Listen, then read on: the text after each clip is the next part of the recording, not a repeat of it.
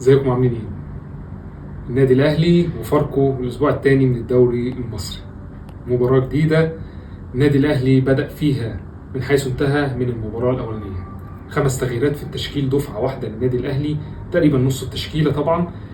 واحدة منها اضطرارية بغياب ياسر وتعويضه بأشرف داري، مدافع دولي يتقن التمرير أفضل من ياسر في الدفاع.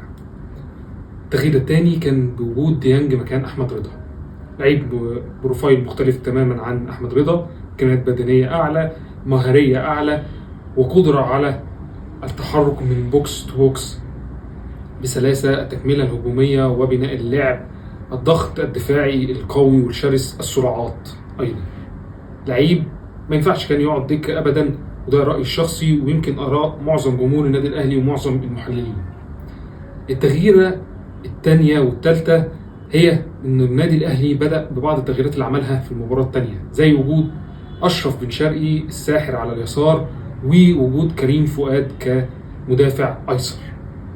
النادي الأهلي بدأ بزيزو في المنتصف مكان قفشة، وقلنا مميزات زيزو مكان قفشة في المباراة السابقة، لاعب بيتقن التحرك وصناعة اللعب وبناء الهجمات والتمرير والتسديد وعمل العرضيات أفضل بكتير من قفشة، بالإضافة لتكملته الهجومية داخل 18 خلف رأس الحربة.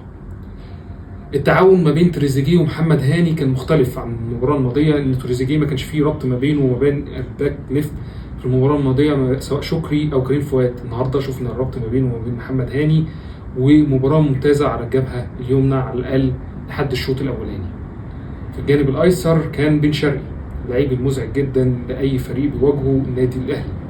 الربط ما بينه وما بين كريم فؤاد والتحرر النادي الأهلي أضافه النهاردة للباكين محمد هاني وكريم فؤاد في الدفعة الهجومية. كمان وجود ديانج ادى اريحيه لبن رمضان، ان هو ما يبداش ان هو سواء هو او زيزو في منتصف الملعب انهم ينزلوا عشان يبنوا الهجمات، وده يقلل الكثافه الهجوميه النادي الاهلي محتاجها عشان يفك التكتلات الدفاعيه طبعا اللي هتواجهه قدام معظم فرق اللي هتقابله في الدوري. طبعا يمكن نستثني الفرق اللي عندها قدرات زي نادي الزمالك او بيراميدز، لكن النادي الاهلي قدر ان هو يصلح اخطاء المباراه الماضيه. بن رمضان، زيزو خلف محمد شريف موجودين سواء في العرضيات او الكور الهجوميه، عاملين الكثافه خلفه، بالاضافه لدخول احد الاجنحه سواء بن شرقي او زيزو او تريزيجيه بالتبعيه حسب اتجاه الهجمه. لو جابها من الهجمه من الجبهه اليسرى كان بيكون تريزيجيه في ال 18 بجانب محمد شريف وخلفهم زيزو بالاضافه لبن رمضان، والعكس صحيح لو الهجمه اتقلبت الناحيه الثانيه. النادي الاهلي كان بيقدر انه يلعب على العمق كتير، نتيجه ان نادي فاركو بدا بتشكيله يغيب عنها لاعبين كتير جدا.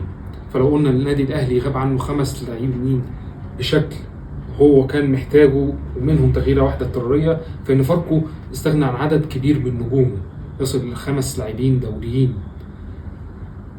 نادي فاركو استغنى طبعا عن المترجي، والكلام عن مشاكل طبعا في حصول اللعيبه على مستحقاته، انضمام محمد شريف وعمرو ناصر لنادي الزمالك وغيرهم. بدأ بتشكيله شابه لكنها واعده وممتازه جدا. نادي فاركو ابتدى بالتشكيله دي وابتدى ان هو يحول طريقته الدفاعيه دي لهجوميه عن طريق الهجمات المرتده، خاصه الاعتماد على الجبهه اليسرى اللي كان فيها جابر كامل او بيميل عليها محمد عز الشاب اللي اتوقع له مستقبل باهر، لانه لعيب عنده الثقه في نفسه وقدر ان هو يمسك الكره ويقوم بالتمريرات وينقل هجمات نادي فاركو بسلاسه على طبعا كريم الطيب اللي كان غايب لاصاباته فتره طويله، ولكن لعيب يمتلك السرعه ويمتلك القدره الهجوميه الكبيره، واللي كان مزعج في اوقات كتيره لقلبي دفاع النادي الاهلي سواء اشرف داري او مرعي. النادي الاهلي قدر ان هو يستغل الكثافه الهجوميه دي في تسجيله كره محمد شريف، طبعا تسجيل الهدف الاولاني ومن ثم تسجيل زيزو الهدف الثاني. بناء اللعب كانت تمريره من مرعي لزيزو في قلب الملعب، وده كان عيب واضح جدا عند فاركو، نتيجه كمان انه ما كانش عنده كثافه الكافيه او المسانده الدفاعيه لمحمد فخري اللي كان نجم طبعا نادي فاركو في المباراه، واللي توج يعني اداؤه ده بهدف، لكن كان عنده بعض العيوب منها الدفاعيه والهجوميه. الدفاعيه في عدم مساندته لقلبي وسط الملعب في فاركو في الحاله الدفاعيه وفي الهجوميه، ان هو ما استغلش بعض الكرات وتباطأ فيها، سواء في نقلها للمهاجم او في ان هو يحرك اللعب او يصنع الفرص بشكل اسرع. لكن بمرور الوقت طبعا فخري ظهر بشكل رائع قدام النادي الاهلي، وقدر ان هو طبعا يسجل الهدف الوحيد لفاركو. النادي الاهلي اكمل الخطه بتاعته، والضغط على نادي فاركو استمر طوال الشوط الاولاني. لكن بمرور الوقت طبعا مع بدايه الشوط الثاني نادي فاركو قام بتغييرات، 3 تغييرات يمكن دفعه واحده، عشان يزيد الضغط على النادي الاهلي ويتحول من حاله دفاعيه تامه لمحاوله الهجوم والاستحواذ على الكره وتبادل الكره مع النادي الاهلي.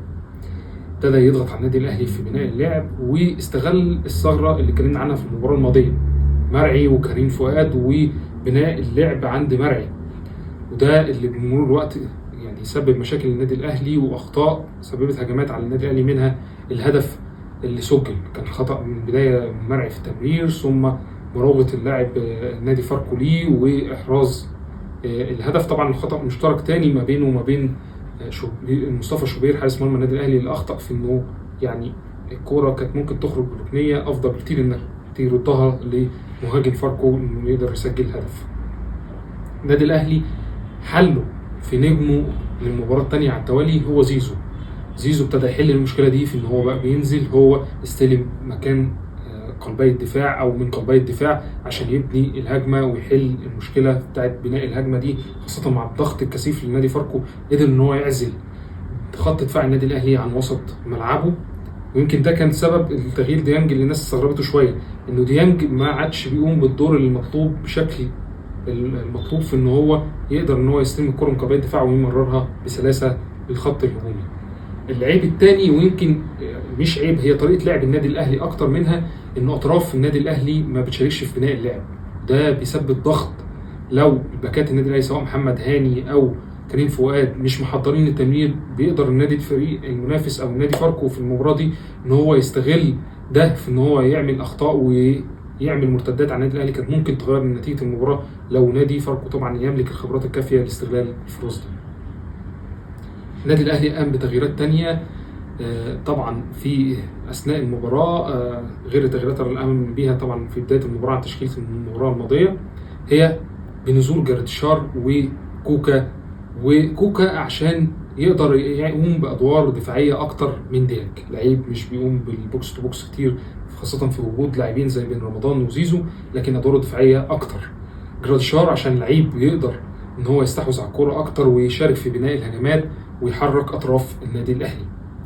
وبمرور الوقت طبعا نادي فاركو اندفع هجوميا وترك مساحات، خاصه مساحات في العمق اللي ظهرت تاني، وقدر النادي الاهلي انه عن طريق تمريره من مرعي لزيزو اللي بنى الكرة على اليسار، ثم التمريره اللي بتنتهي بهدف ثالث للنادي الاهلي وهدف ثاني لزيزو.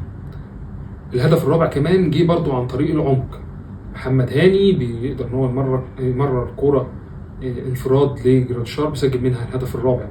كمان العيب اللي عند فاركو ده في العمق ظهر في الشوط الاولاني، تمريره اشرف داري لتريزيجيه لولا الاستلامه السيئه من تريزيجيه كان ممكن تكون هدف بنفس الطريقه. تمريره مرعي لكورتين منهم واحده لبن رمضان وواحده لزيزو اللي جه منها الهدف الثالث للنادي الاهلي، تمريرات كلها في عمق نادي فاركو. من ضمن تغييرات النادي الاهلي والتغيير تقريبا الاخير محاوله نزول احمد رضا على حساب محمد هاني، يمكن لراحته او لسد ثغره كانت تظهر مع الارهاق وعدم وجود المسانده من تريزيجيه واندفاع طاهر طبعا في الهجوم. لكن لقطه غريبه جدا طبعا عايزين نعقب عليها، محمد هاني انت مش لاعب ناشئ عشان تطرد بهذه الطريقه، فريقك منتصر، انت قائد الفريق، مقدم مباراه كبيره، صانع هدف، و يعني من نجوم اللقاء نقدر نقول كده، فبتطرد لانك رفضت انك تخرج من اقرب نقطه من الملعب اللي هي خط طبعا الايمن اللي انت بتلعب عليه اصلا.